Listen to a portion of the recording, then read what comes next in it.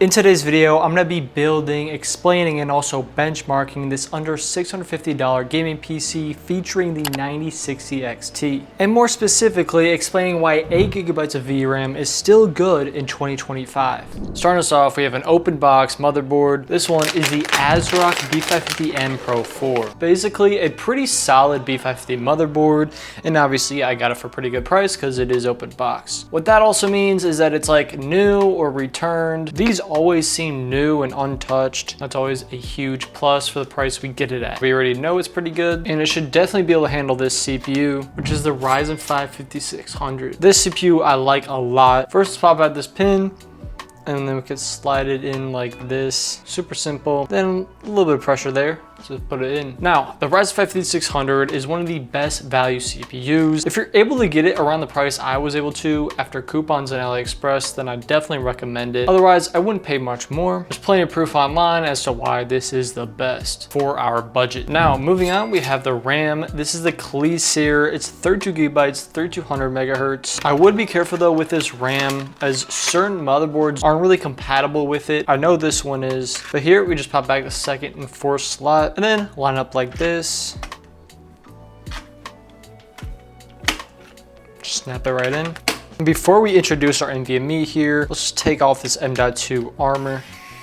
Now we have this NetTech 1TB NVMe, just a normal Gen 3 NVMe. You can get Gen 4. This has about 3000 megabytes per second speed, so it's not too bad. And yeah, I got this on a nice deal as well on eBay. So definitely deal hunt with some 1TB NVMe's as long as they are reliable. I've used one many times before, so I definitely know it is. Anyways, all you have to do is just line up this little hole here that you have to plug in.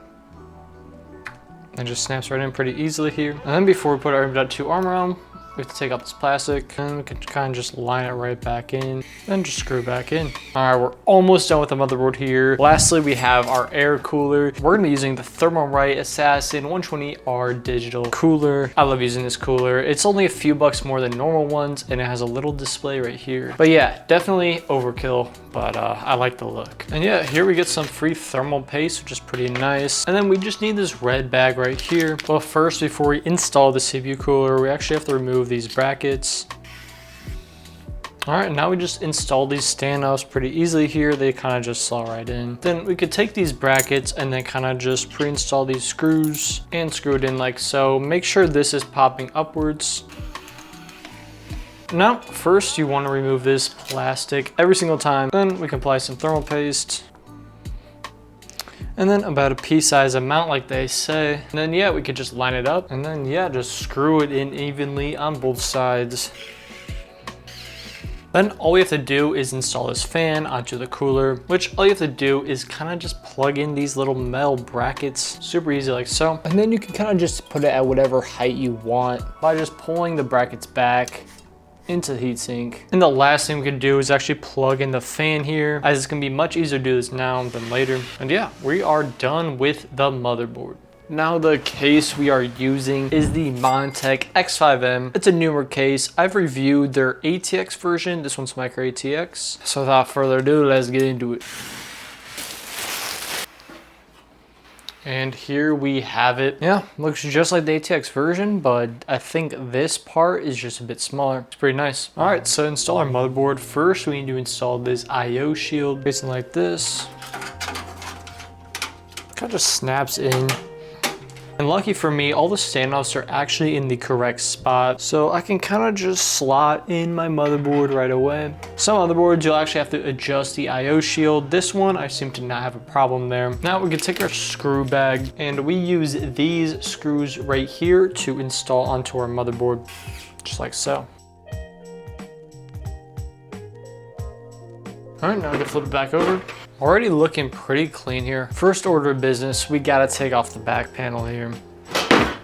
And then I'll just route all the cables from our CPU cooler in here. And then now we can use the case cables here. All right, so now with all these cables, we actually have to route it to our motherboard. We're gonna start off with a USB 3.0. This usually always routes to this side. Next, we're gonna route this USB cable towards the middle here. We're gonna put the USB-C to the side for now. I'll explain a little bit more later. And of course, we're gonna route our HD audio to the bottom right of the case, bottom left of the motherboard. Then we're gonna take all these little cables here, which are for our F panel, and these always go on the bottom right of the motherboard. So we're gonna round through here. All right, now that we're done with all the case cables, we have one more from the cooler, which is a USB, which we're gonna route through the middle, just like the other USB. All right, and now the last thing to do before we install our power supply is take the last RGB port that we got from our case fans, and we can actually sync this one to our CPU cooler, and then we have this RGB port to plug into our motherboard, and it looks like we can plug into one on the bottom. And now, just a quick recap of everything we plugged in. Right here, we have the HD audio on the very bottom left. Next, we have our RGB, which connects to the fans and then the CPU cooler. Then we have two USB ports right here, one for the cooler and then one for the actual case. And then right next to it, we have our F panel. I'll put a little graph up as to what that looks like. And then we have the big USB 3.0 right here. So a little underrated thing I usually do is install these cable extensions first before the power supply, just to make it easier. All right, first we're gonna install our CPU cable.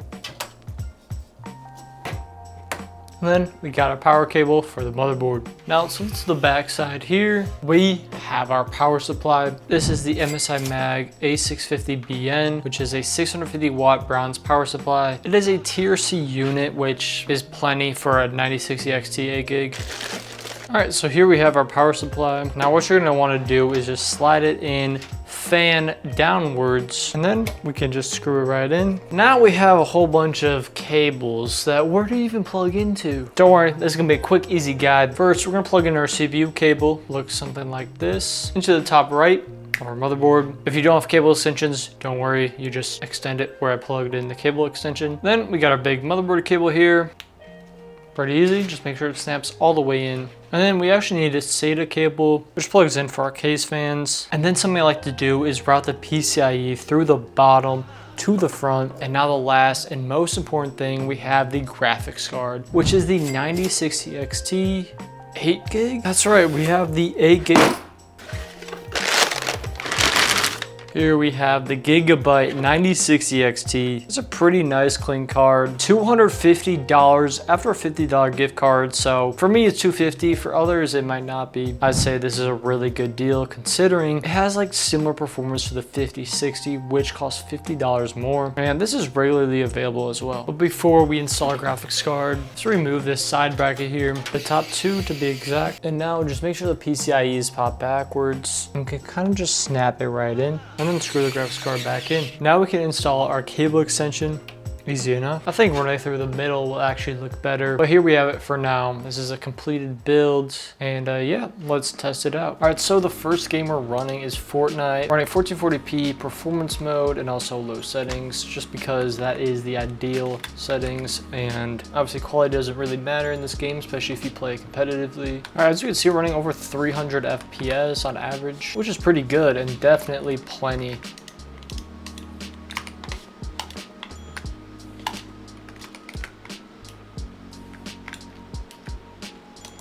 I can't be a real person.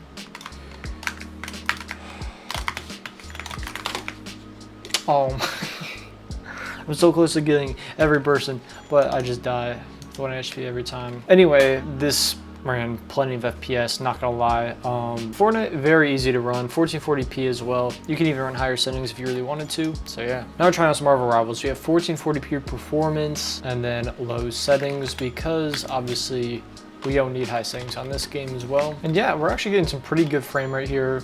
It is 1440p on an 8 GB card and it's still running really good. This card is definitely better than the Intel Arc B580, I will say that. So if you're able to get it at the price I was able to, I definitely recommend it. I will try out 1080p to see if it really changes anything. And yeah, I could actually see a decent performance increase to like 200. So yeah, a good 30 FPS increase, sometimes a little bit more. And yeah, you can almost run 240 FPS on Marvel Rivals with a $250 GPU brand new, which is actually really good. All right, so now we're on Cyberpunk, and I already ran a benchmark at the high settings at 1440p, and it still ran pretty good, 111 FPS on average. I will try out the ray tracing, but I'm gonna turn it down to 1080p. All right, now let's run some low ray tracing at 1080p just to see if it can even do that. And that ran at 115 FPS, so ray tracing is possible. And with a game like Cyberpunk, 115 is plenty. I will test how much you can actually get at the lowest settings on 1080p. And as you can see, we can get 170 FPS is the most you can get on average in this game, it seems like, without any frame generation.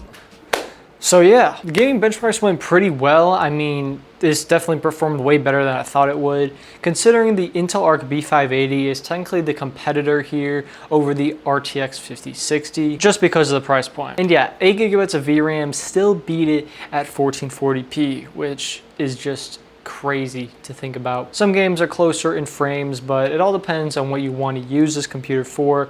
Is it worth spending more money to get more VRAM or just a better GPU? I think so, but if you can get this at $250 and that's your maximum budget. Anyways, I recommend the 9060 XT 16 gigabyte over this one, but that's not always at MSRP, so that might change your mind. Anyways, this PC performed really good, even without a really good CPU.